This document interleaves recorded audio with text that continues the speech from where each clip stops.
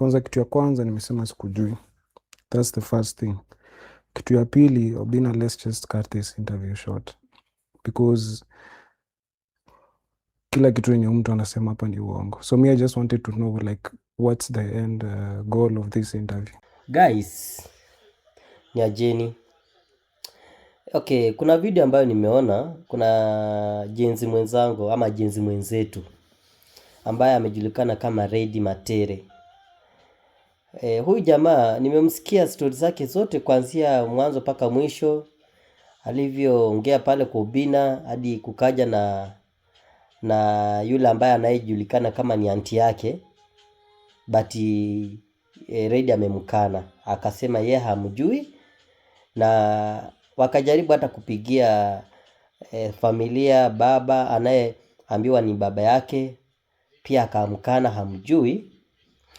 Na nikabaki na story guys. Huyu jamaa anataka kusaidiwa aje, kwa sababu yeye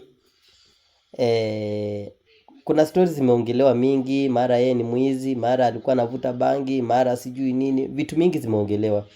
Na nitawekea video hii muione. So ameulizwa anataka kufanya nini.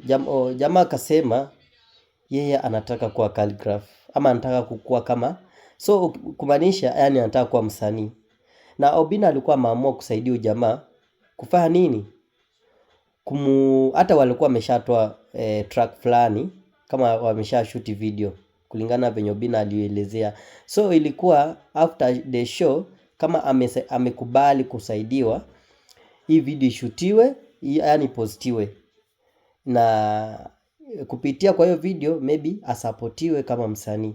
Lakini jamaa amekuja akakataa kabisa, akaresist wale ambao wanasemekana kuwa the familia ya huyu jamaa ambaye ni Redi Matere. Walikuja walikataliwa na huyu jamaa. Redi akasema yeye hajui huyo anti yake mwenye anasema, hajui huyo baba yake, hajui mtu yote.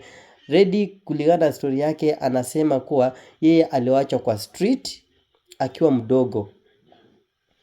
Aliwachwa kwa street akiwa mdogo na mama yake, kuna kitu alifanywa na mama yake kuwa hawaelewani vizuri, na sasa hawezi taka pia kurudi kwa mama yake, kwa sababu kulingana na kile kitu ambacho ama kulingana na kule kusipoelewana baadhi yake na mama yake. So hapo pia kuna siri fulani ambayo inatushangaza, kwa nini hawaelewani mama yake, na pia anasema hajui baba yake. Alafu anasema kwa kina mama yake ni Mumias na hajui kwa kina baba yake. Ila baba naye anasema yeye ni mtoto wake, amemsomesha.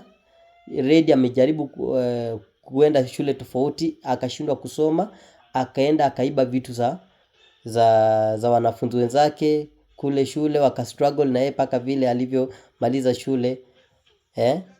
Sasa hapa mwenye makosa ni nani? Ama swali, je, huyu kijana ambaye ni Redi Matere anataka aje? Anataka kusaidiwa namna gani? So kwa sababu show imeisha hivi, by the way, jamaa amepewa 2000 arudi street. Sasa wewe nikuulize kama my Gen Z, sisi ndio tuko Nairobi tuna struggle na life. Wewe ukirudi kwa street, how will you survive? Umepewa nyumba, yes, alilipiwa nyumba ya mabati pale. Lakini sasa ata survive aje guys? Mimi naomba wazazi wenye okay, amekataa wazazi wake, amekataa wale watu ambao tumewajua kama wazazi wake, amewakataa, akasema yeye hajui mzazi wake, anajua mama peke yake na mama walikosana na yeye.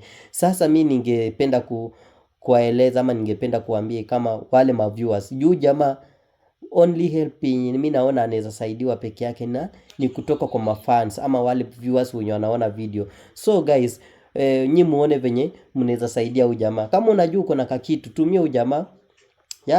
Kwa sababu tutumie huyu jamaa kakitu, ama tumfungulie biashara mahali afanye. Kama anajua anajielewa kiakili, yeye sio mwizi, ako tayari kuchange life, basi let us promote him through even gifting him, through even sending him something. Tuone kama hiyo pesa itamsaidia kufungua biashara, kwa sababu tunaona hawezi saidiwa na baba yake ama na familia. Yes, look at that video. boarding. Nimeona leo ametaja Lugulu boarding nikafurahi, wakati huo juzi hakutaja. Hebu ngoja kwanza before hii interview iendelee. Mimi niko tu na swali moja. Kwanza kitu ya kwanza nimesema sikujui. That's the first thing. Kitu ya pili, Obina, let's just cut this interview short. Because kila kitu yenye mtu anasema hapa ni uongo. So me, I just wanted to know like what's the end goal of this interview. No, hakuna shida. No, because mimi wacha nimalize tu. Sitaki kukusikiza. Wacha nimalize tu. Sikujui. Wakenya wanasikiliza. Sijui. Mimi sitaki kusikia. Okay, mimi naweza enda basi wakusikize wewe wa kuinterview. No problem. Okay. So now, so let me just go. Ready? And then okay, sit your ass down and keep quiet. Listen. It's a very intelligent You've boy. said your side of the story. Okay? And this is what I told you. You are 21. You are a young man. Cool down. Cool down the pace. Relax. And I told you this intention of this interview is not to punish you or whatever. It's to help you. It's to help you.